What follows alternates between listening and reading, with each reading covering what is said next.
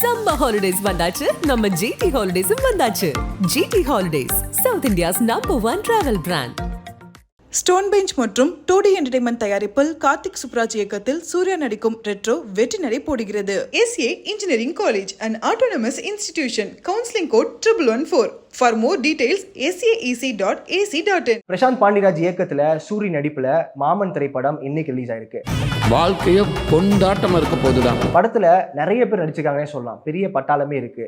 சுவாசிகா, ஐஸ்வர்யா லட்சுமி, ராஜ்கிரண், விஜய் சந்திரசேகர், ஜெயபிரகாஷ், பாபா பாஸ்கர், கீதா கைலாசம் அப்படின்னு நிறைய பேர் நடிச்சிருக்காங்க. அதுவும் குறிப்பா பாண்டிராஜ், பிரசாந்த் பாண்டிராஜ் அவருடைய மகன் லட்டு அப்படின்ற ஒருத்தர் வந்து கியூட்டா அவர் தான் இந்த படத்துல சோலோவா அவருடைய பெர்ஃபார்மன்ஸை தூக்கி நிறுத்திருக்காருன்னே சொல்லலாம். மாமன் திரைப்படத்துல நம்மளுக்கே ஆல்ரெடி சொன்ன மாதிரி பெரிய ஸ்டார் கேஸ்ட் இருக்காங்க. அதுலயும் முக்கியமா சூர்யா அவர்கள் நிறைய படத்துல அவருடைய கொமெடியனா பார்த்து இப்ப கதை நாயகனா அடுத்த லெவல் போயிட்டு இருக்காரு. மாமன் திரைப்படம் இது அவருடைய கரியர்ல மிகப்பெரிய ஒரு எலிவேஷனை கொடுக்குன்னே சொல்லலாம். கூடுதலா இந்த படத்துல அவர் தான் கதையும் எழுதியிருக்காரு. ஸோ அவருடைய பொறுப்பு கொஞ்சம் ரெஸ்பான்சிபிலிட்டி அதிகமா இருக்குன்னே சொல்லலாம். படத்துல ஒரு அட்டகாசமான ஒரு டெம்ப்ளேட் இன்ட்ரோனே சொல்லலாம். அண்ட் தேவையான காமெடி, யதார்த்தமான நடிப்பு அண்ட் ஹீரோக்கான சண்டை அண்ட் பொதுவாக வைத்தியம் பார்க்குற இடத்துல ஒரு காதல் அப்படின்னு சொல்லிட்டு இவருடைய கதாபாத்திரம் இப்படியே ட்ராவல் ஆகிட்டே இருக்கு. அண்ட் மாமா மருமகன் அப்படின்ற ஒரு காம்பினேஷனே அல்டிமேட்டாக இருக்கு. லட்டுன்னு அந்த குழந்தைய கொஞ்சிறதா இருக்கட்டும், இவர் அவர் மேலே இருக்க பாசத்தாக இருக்கட்டும், அப்படியே ஓவர்ஃப்ளோ பண்ணி ரொம்பவே அதிகமாக அவங்களுடைய இயல்பான நடிப்பை காமிச்சிருக்காங்க. அண்ட் இவருடைய பெர்ஃபார்மன்ஸுக்கு குறையே இல்லை, 5 on 5 கொடுக்கலாம். அண்ட் சூர்யா அவர்கள் நடிக்கும் போது இவர் முந்தைய படங்களில் ஒரு காமெடியன் நடிச்சிருக்காரு, இந்த படத்தில் ஒரு கதை நாயகனாக இருக்காரு. ஸோ அவரால் அவர் வந்து எலிவேட் பண்ணி அந்த படத்தை வந்து கொண்டு போக முடியுமா அப்படின்னு கேட்டிங்கன்னா கண்டிப்பாக நோ டவுட் இந்த படத்தில் அவரோட பெர்ஃபார்மன்ஸ் சூப்பராகவே கொடுத்துருக்காரு. ராஜ்கிரண், சூர்யா அவங்களுடைய காம்பினேஷன் நிறைய படங்களை பார்த்துருப்போம். ரஜினி முருகனா இருக்கட்டும், விருமனா இருக்கட்டும் அப்படின்னு இருக்கும்போது அண்ட் இந்த படத்தில் தாத்தா அண்ட் பேரன் அப்படின்ற ஒரு பாண்டிங்கில் தான் இவங்களுடைய ரோலே இருக்கு. ரெண்டு பேருமே அவங்களுடைய யதார்த்த நடிப்பு, எப்படி சொல்றது, உண்மையாவே ஒரு தாத்தா அவங்களுடைய பேரங்கிட்ட பேசுறது அண்ட் சிங்கம் சிங்காரம் அப்படின்னு சொல்லி அவங்களுக்குள்ளேயே அவங்க கூப்பிட்டுக்கிறது அப்படின்னும் போது அந்த ஒரு பாண்டிங் நம்மளுக்கு ரொம்பவே கனெக்ட் ஆகுது. படம் பார்க்குறவங்க யாராவது தாத்தா மிஸ் பண்ற மாதிரி இருந்ததுன்னா கண்டிப்பா அந்த சீன்லாம் கனெக்ட் ஆகி அழுகிறது நோ டவுட், கண்டிப்பாக அழுதுருவீங்க. அண்ட் சுவாசிகா அவங்களுடைய பெர்ஃபார்மன்ஸ் லப்பர்பந்துலேருந்து பார்த்துட்டு இருக்கோம். ரெட்ரோவில் குட்டியாக கேமியோ பண்ணியிருந்தாலுமே மாமன் திரைப்படம் தான் ஃபுல் ஃப்ளெஜ்ஜாக லீட் பண்ணுறாங்கன்னே சொல்லலாம். So first half second half இதில் ரெண்டு இதுலையுமே ரொம்பவே இம்பார்ட்டண்டான ஒரு கதையம்சத்தில் அவங்களுடைய கேரக்டர் வந்து கூடயே ட்ராவல் ஆகிட்டு இருக்கு. அவங்க தம்பிக்கிட்ட இருக்க காட்டுற எமோஷன்ஸாக இருக்கட்டும், தம்பிக்கிட்ட இருந்து நம்ம பையனை பிரிக்கும் போது அவங்க வெளிப்படுத்துகிற எமோஷன்ஸாக இருக்கட்டும், சுற்றி இருக்க சிச்சுவேஷன் அதெல்லாமே அவங்கள வந்து லைக் நம்ம தான் தப்பு பண்ணிட்டோமோ, நம்ம தான் பிரச்சனையில் உள்ளாகிட்டோமோ அப்படின்னு சொல்லி அங்கே அவங்க வெளிப்படுத்துகிற உணர்வுகளாக இருக்கட்டும், அது எல்லாமே நம்மளுக்கு ரொம்பவே கனெக்டடாக இருக்குது. அண்ட் கண்டிப்பாக இந்த படத்தில் ஒரு ஒன் ஆஃப் தி பில்லராகவே அவங்களுடைய கதாபாத்திரம் அமைஞ்சிருக்கு. அண்ட் சுவாசிகா அவங்களுடைய கணவராக பாபா பாஸ்கர் அவர்கள் அவருடைய ரோலை சூப்பராக பண்ணியிருக்காருங்க. ஏன்னா நம்ம அவருடைய ரியாலிட்டி ஷோஸ்லையுமா இருக்கட்டும், அதுக்கப்புறம் அவருடைய குட்டி குட்டி வீடியோஸ் கண்டஸ்டண்டாக இருக்கும் போது அவர் பண்ண இயல்பான பெர்ஃபார்மன்ஸ்லாம் பார்க்கும்போது யதார்த்தமாக இருக்காரு அப்படின்ற மாதிரி தான் இருந்துச்சு. கோரியோகிராஃபராக இருந்து அவர் வர குட்டி குட்டி கேமியோ சாங்ஸ்லாம் வரும்போது செம்ம ஜோவியெல்லாம் ஜாலியாக இருக்க மனுஷன். இவர் எப்படி இந்த படத்தில் இந்த ரோலை அவர் வந்து புல் பண்ணுவார் அப்படின்னு நினச்சோங்க. நம்ம எல்லாருமே தப்பாக்கிட்டாரு. ஏன்னா அவர் வந்து கண்ணாலே அப்பாவுக்கும் பையனுக்கும் உள்ள அந்த ஒரு பிரிவு, அந்த பாசம் அதெல்லாம் அப்படியே கண்ணாலே டெலிவரி பண்ணிட்டாரு. சூரிக்கும் அவங்களுக்கும் உள்ள காம்பினேஷன்ஸ்லாம் அப்பப்போ தானே வருது. அப்பயுமே வந்துட்டு ஏதோ பல படங்கள் நடித்து ஒரு பெர்ஃபார்மர் இப்போ இருப்பாங்க இல்லையா, ஒரு கேரக்டர் ஆர்டிஸ்ட் அவங்களோட ரோலை பண்ணுவாங்களே, அது மாதிரி தான் பாபா பாஸ்கர் பண்ணியிருக்காரு. கண்டிப்பாக ஆஃப்டர் மாமனுக்கு அப்புறம் பாபா பாஸ்கர் அவரை கையிலேயே பிடிக்க முடியாது. நிறைய ஆஃபர்ஸ் வந்துட்டு இந்த மாதிரி சித்தப்பா, மாமா இந்த மாதிரி ரோல்ஸை நிறைய அவர் வந்து கூப்பிடுவாங்க அப்படின்றத நம்புகிறோம்.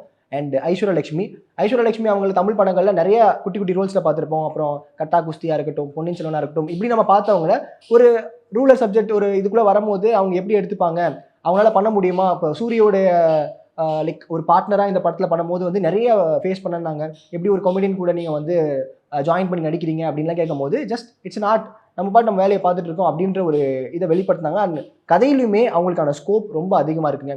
லைக் ஒரு ஆர்டிஸ்ட்டுக்கு தேவையான ஒரு விஷயமே கண்டிப்பாக அதில் பெர்ஃபார்ம் பண்ணுறது தான். அந்த பெர்ஃபார்மன்ஸை அதிக அளவில் வந்துட்டு இந்த படத்தில் கொடுத்துருக்காங்கன்னே சொல்லலாம். ஸோ நிறைய வேரியேஷன்ஸ் காட்ட முடியுது. அந்த ஏக்கம் நிறைய பேர் சொல்லுவாங்கல்ல, அந்த எமோஷன்ஸை நம்மக்கிட்ட கடத்துறது, அது எல்லாமே வந்து ரொம்ப இயல்பாக ஐஸ்வர்யா லட்சுமி அவங்க பண்ணியிருக்காங்க. அண்ட் படத்தில் ரொம்பவே க்யூட்டாக ஒரு 40 ஆண்டுகளாக கல்யாணம் ஆகி எப்படி இளம் ஜோடியாகவே இருக்கிற படத்தில் ட்ராவல் ஆகிற ராஜ்கிரண் அண்ட் விஜய் சந்திரசேகர் அவங்க தான் பவுனு சிங்கம் அப்படின்ற ஒரு கதாபாத்திரத்தை தான் இவங்க ட்ராவல் ஆகிறாங்க.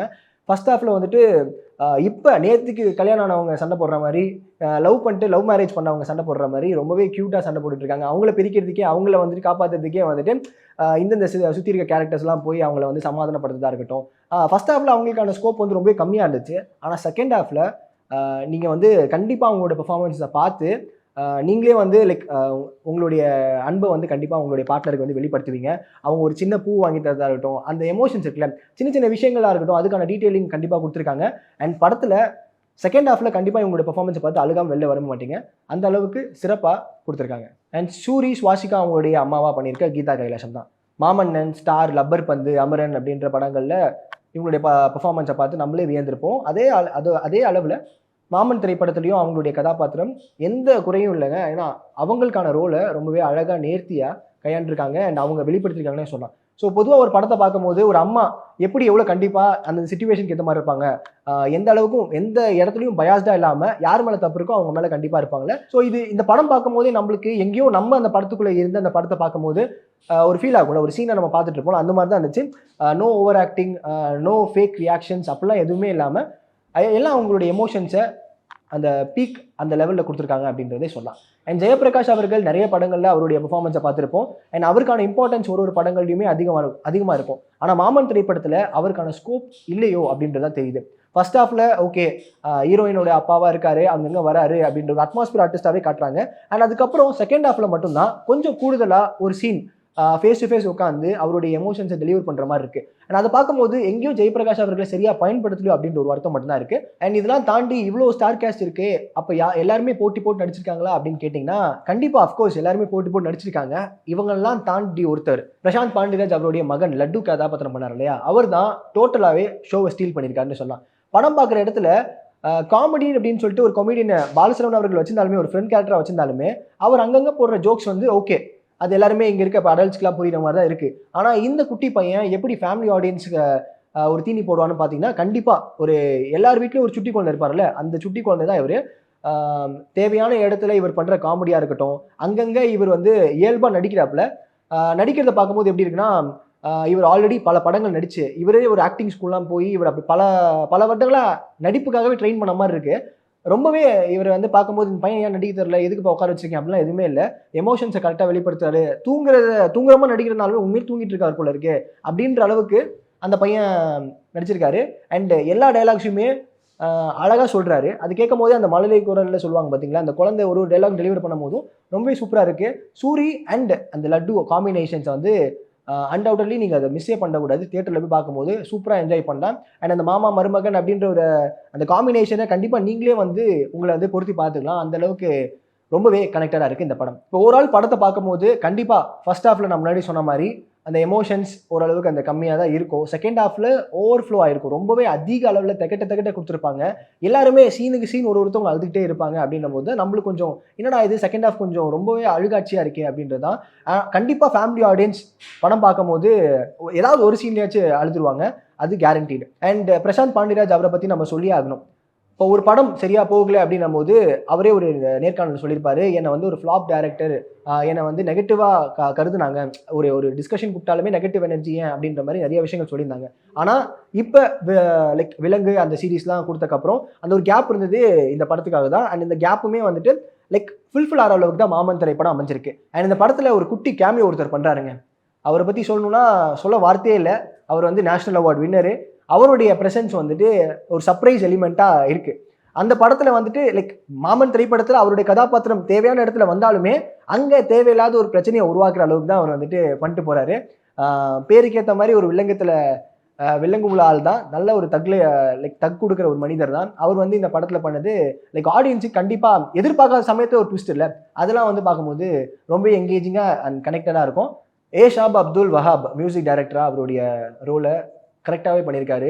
அந்த ரூலர் சப்ஜெக்ட் அப்படின்னு நம்ம சொல்கிறோம், ஒரு ஃபேமிலி ட்ராமா எமோஷன் அப்படிங்கும்போது அது தேவையான இடத்துல அந்த எமோஷன்ஸை கேரி பண்ணுறதுக்கு பின்னாடி இருக்க பிஜிஎம் பாக்ஸாக இருக்கட்டும், அதெல்லாமே நம்மளுக்கு வந்து ரொம்பவே கேட்கும் போது கனெக்டடாக இருக்குது. சிறப்பாக பண்ணியிருக்காரு. ஸோ ஒட்டுமொத்தமாக அந்த ஸ்டார் கேஸ்டில் இருக்க எல்லாருமே அவங்களுடைய ரோலை சிறப்பாகவே பண்ணியிருக்காங்க.